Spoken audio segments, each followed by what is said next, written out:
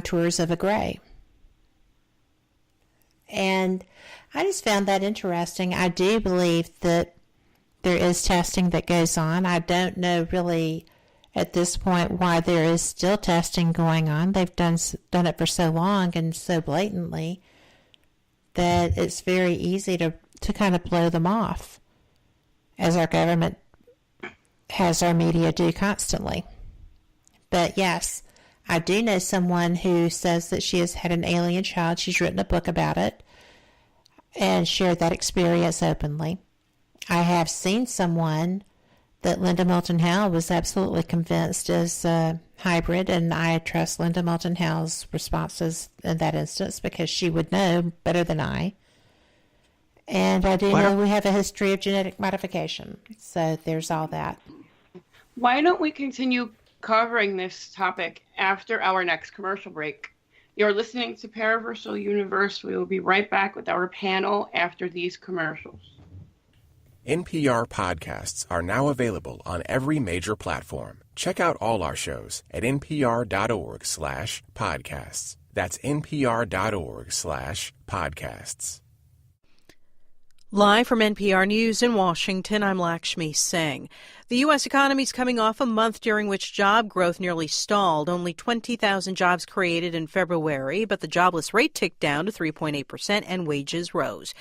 President Trump's been touring tornado damage in Lee County, Alabama today. NPR's Debbie Elliott has the latest. The president and First Lady visited a disaster relief center and got a helicopter tour of the scope of the devastation.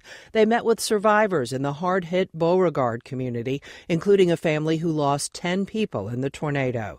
Trump said of the damage, "I've never seen anything like it," and promised that FEMA will stay in Alabama as long as needed. The powerful tornado cut a path nearly a mile wide through Alabama and Georgia on Sunday, one of more than 36 twisters confirmed in the southeast during a severe weather outbreak. Forecasters say tornadoes are possible again this weekend as hazardous storms move through the region. Debbie Elliott, NPR News. There's been another top-level resignation at the White House. NPR's Mara Liasson reports the president's communications director, Bill Shine, stepped down today. The White House issued a statement saying Shine had offered his resignation and the president had accepted it. Shine says he's looking forward to spending more time with his family. The White House says Shine will serve as a, quote, senior advisor to the Trump re-election campaign. However, that role has not been defined. Shine was the president's 5th communications director in just 2 years, an inherently difficult job working for a president who acts as his own communications director but expects his communications staff to generate the kind of positive press coverage he feels he deserves but doesn't get. Shine was a top executive at Fox News for more than 20 years before coming to the White House, where he stayed in the job for just 9 months. Mara Liasson, NPR News, the White House. Within a deepening political and economic emergency, Venezuela is now struggling to recover from its worst blackout in decades.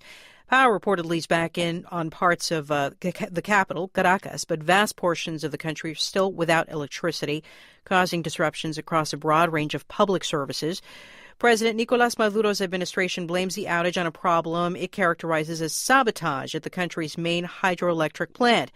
Elliot Abrams, the U.S. Special Representative for Venezuela, says the U.S. had nothing to do with it. The nationwide power outage throughout Venezuela is a reminder that the country's once quite sophisticated infrastructure has been plundered and allowed to decay under Maduro's misrule. With Venezuela's economy in tatters and many people barely able to afford the most basic supplies, President Maduro is under threat of being overthrown. More countries, including the U.S., recognize opposition leader Juan Guaido as Venezuela's legitimate president. From Washington, this is NPR News. International Women's Day is being observed by millions involved in demonstrations for women's rights around the globe. But a nighttime protest in Istanbul took a violent turn. As Duri Buzkaran reports, police dispersed a gathering of hundreds of women with tear gas in Turkey. The Women's March is one of the largest annual gatherings that the Turkish government generally allows. This year, protesters like Gökçe Burcu hoped to draw attention to violence against women in Turkey. I'm here for gender equality and for the women who has killed by men and by patriarchy. About an hour later, police gave a warning over a loudspeaker. Police is warning us. He said, leave there. Just go. Protesters cowered in cafes as police in riot gear dispersed the crowd with tear gas. The number of arrests was not immediately clear. For NPR News, I'm Dari Buskarin in Istanbul. U.S. housing starts increased 18.6% in the month of January, with builders ramping up construction of single-family houses to the fastest pace in some 8 months. The Commerce Department says January groundbreakings occurred at a seasonally adjusted annual rate of $1.23 million. It'll soon be time to spring forward at 2 a.m. local time Sunday. Most of the U.S. will move an hour ahead to mark the shift from standard to daylight saving time. The exceptions are most of Arizona, Hawaii, and the U.S. territories, such as Puerto Rico and the U.S. Virgin Islands. I'm Lakshmi Singh, NPR News in Washington. Welcome back to WBHM Digital Broadcasting out of Birmingham, Alabama. The time is 5 minutes after the hour. Hello, everyone. We're back. This is Paraversal Universe on WBHM Digital Broadcasting out of Birmingham, Alabama. Also heard on the Rift Radio Network out of Lakeside, Virginia, WCET-FM and affiliates out of Columbia, South Carolina, and on the Amelia Pisano Productions Radio Network out of Toronto, Canada. We're your hosts, Kevin and Jennifer Malek, coming to you from the very frozen tundra of northern Wisconsin here at the Northwoods Paranormal Resource Center. And this is the Paralogian Report with correspondents, psychologist and astrologist Jean Broida, psychotherapist Tom McGuire, paranormal investigator Kat Hobson, and cryptozoologist and shaman Don Young.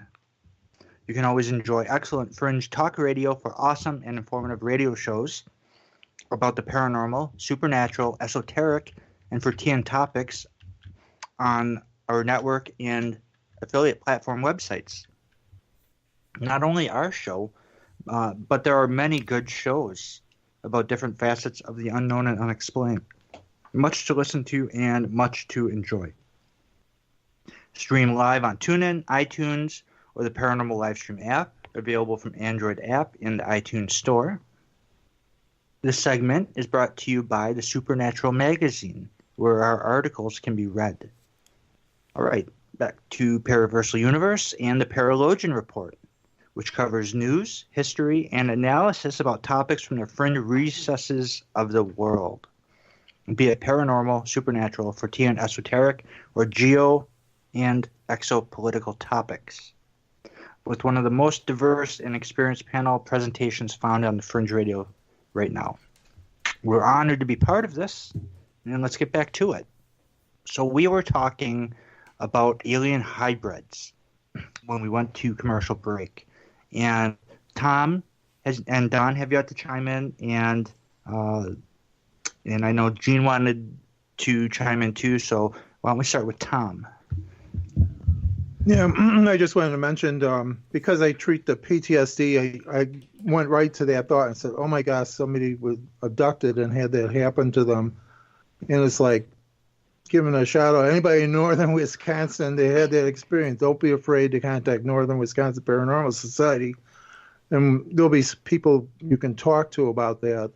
And that's important, to find someone that anyone that had any type of experience like that they find people that can validate what happened to them and help them work through it. That's my comment.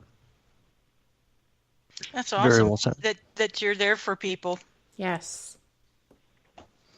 Well, honest, we all are. You know, Well, of course we are. But it's nice for people to know. I've had people contact me on social media to direct them to a hypnotherapist, somebody to do regression or help them recover troubling memories that are, that make nightmares and are just upsetting. Well, what do you think, Don?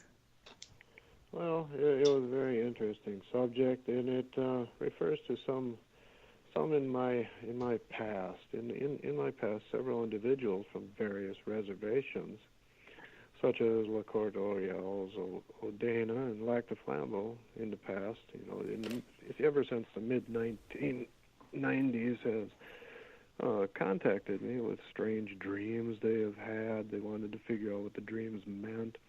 And there was a couple in particular that had physical alterations done to their body that they wanted me to look at, and I was dumbfounded. One was about a 3-inch cut on the upper abdomen, and you could tell that it was a fresh cut, but it was healed. It was almost like it had been cauterized. The woman had gone to the hospital to find out what it was. Even the physicians there said that it was a fresh wound. They could not figure out how the wound had healed so precisely, but there was no organs or anything else inside her body that was touched or anything like that. So neither the modern physicians or I could come up with a solution. My only solution was either it was a ghost. I didn't think at that time anything about aliens, but now what you brought up, that is a possibility, experimentation. But I also had brought up the subject with a couple of my shaman colleagues about the woman being a self-mutilator. Mm. But, where on her body was the incision? It was just to the right lower part of her belly button. Mm-hmm. So possibly self-inflicted. It could have been, but then But the cauterization is suspicious, and that sounds like cattle mutilations, doesn't it? That are attributed to UFOs? It was very, very unusual. The other one with a physical alteration was a man, and it was on his back about the same level, but on his back about where the kidneys would be located. Same type of a cut, 3 inches in length, pink line, which was the incision, but totally healed, only leaving a line, not a scar, but just a line of where this cut was. He too went into the modern medical facility. After they examined it, they could see that it actually was a deep incision that not only was a scratch, but had sliced neatly through all tissues into the open cavity. Mm. But he too had no missing organs or anything like that. And yeah, that was, since the mid-1990s, several individuals from the reservations have come to me with dreams that they have been, like what you had mentioned. They had dreams they were on a cold stainless table with strange big-eyed figures looking down at them. And, you know, I would always refer to them as you must be dreaming of the spirit world or ghosts or stuff like that. I would never have brought it up to them about alien abductions or anything like that. But as of late, within the last few years, I've been putting that into my diagnosis of certain individuals now, that it is a possibility. You know, experimentation with this is a strong possibility. You know, no one can say that we're the only ones. We can't be. You know, it's too big of a universe. What a waste. You've got all this space. We can't be the only ones that's polluting it.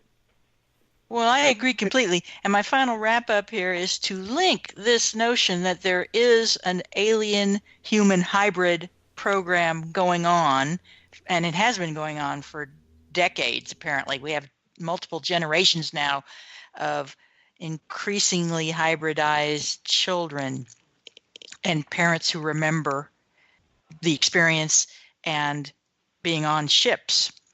Does this correlate at all or associate with other reports, as we covered in a previous episode of this show, where we have evidence that from NASA photographs that geoengineering is going on to terraform the Earth, and it has to do with this war on carbon, the global war on carbon, the United Nations program assumption that global